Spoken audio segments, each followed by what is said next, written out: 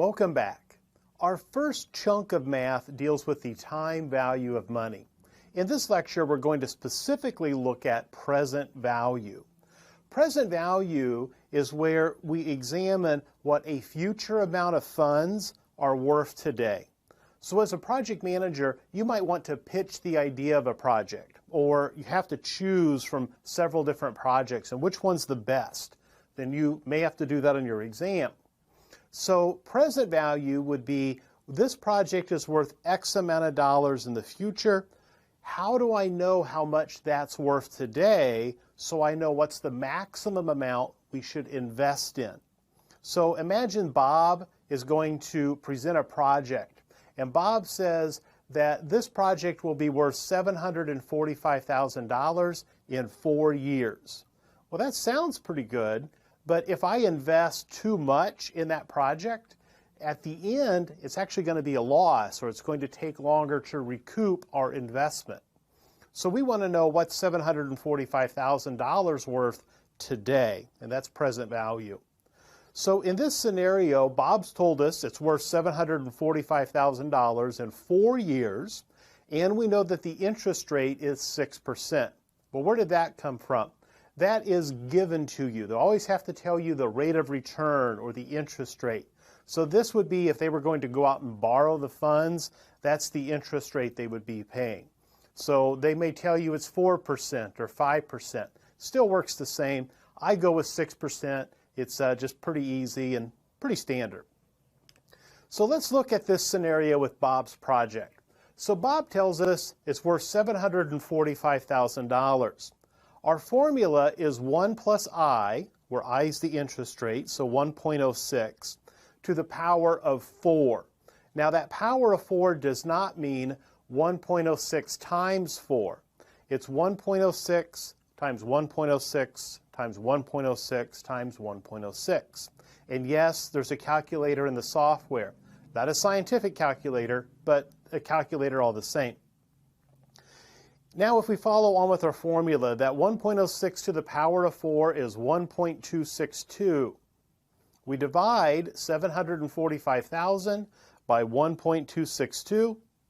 Tells us the present value is $590,332. So we should not invest more than $590,332. So if Bob needs $650,000 for his project, no go. It's not a good investment. It's not a good investment because his project is only worth $590,332 today. So that's present value.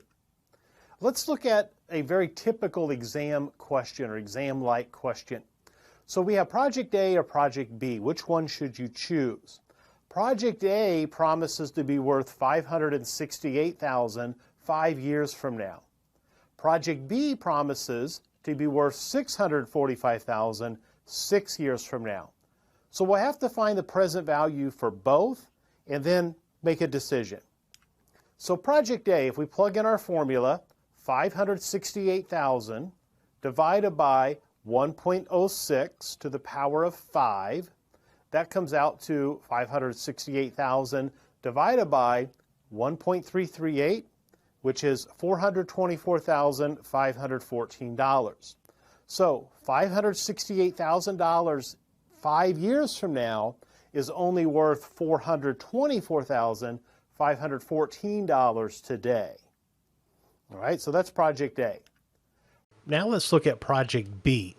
Project B promises to be worth $645,000, but it will take 6 years to complete.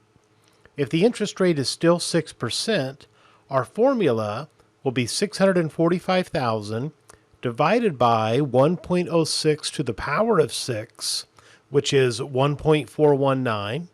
And so we divide that out, and it's $454,545. Now let's compare and contrast Project A and Project B. Project A needs $424,514. It's going to take 5 years to complete. At the end of 5 years, that will be worth $568,000.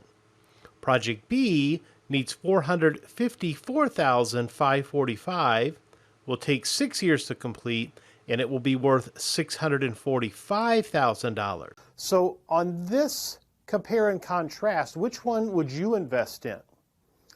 Well, if we look at our maximum investment compared to its worth, the Project A, we're going to get our return on investment. We're going to finish faster than Project B. It only takes 5 years. What we don't know is how much is needed for Project A or Project B. So if they told us Project A will need an investment of $450,000, that would not be a good investment. If Project B needed an investment of $350,000, that would be a good investment. So that's the last piece of the puzzle there. We have to know how much it cost for Project A or Project B to be initiated and to reach its conclusion. So that's finding the present value. All right, good job. Keep moving forward.